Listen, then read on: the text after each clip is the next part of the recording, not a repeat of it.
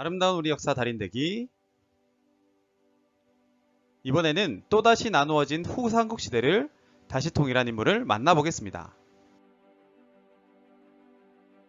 신라는 백제 정벌을 시작한 지 16년 만에 고구려 정벌을 시작한 지 8년 만에 꿈에 그리던 삼국 통일을 이뤄냈습니다. 이후 약 200여 년간 신라는 전성기를 맞이합니다.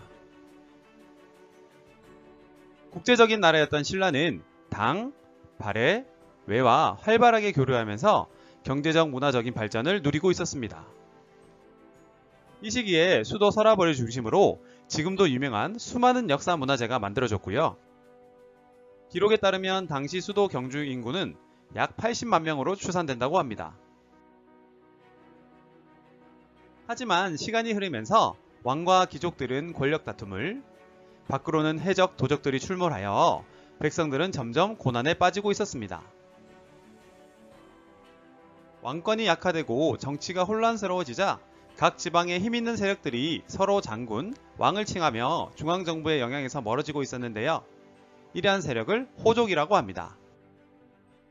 여러 호족 중에 세력을 모아서 나라를 세운 인물들이 있었습니다.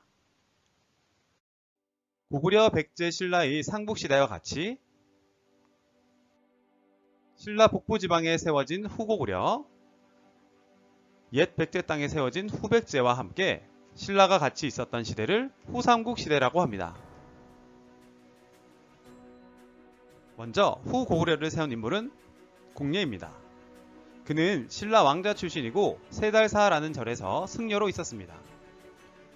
후백제를 세운 인물은 신라 군인 출신의 견훤입니다.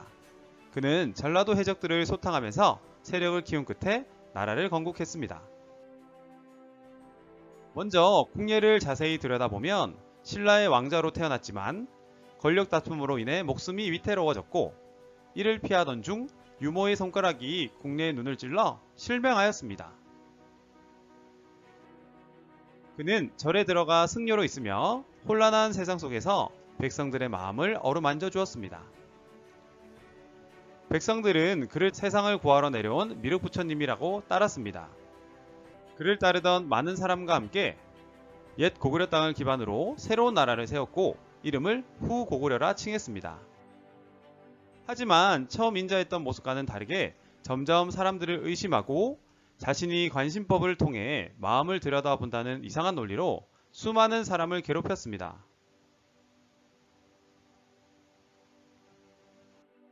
당시 수많은 관리와 백성들이 관심법에 의해 목숨을 잃었는데 그중 자기 부인인 왕후와 두 아들의 목숨마저 빼앗았습니다. 사람들은 궁예가 제정신이 아니라며 점점 등을 돌렸습니다. 이 와중에 후백제의 가장 안전한 지역이었던 전라남도 나주지방을 해군으로 기습하여 빼앗은 후고구려의 장군이 있었는데 그가 바로 오늘의 주인공 왕건입니다. 대대로 지금의 개성인 송악에서 호족 집안 출신으로 활발한 해상무역으로 막대한 세력을 쌓고 있었습니다.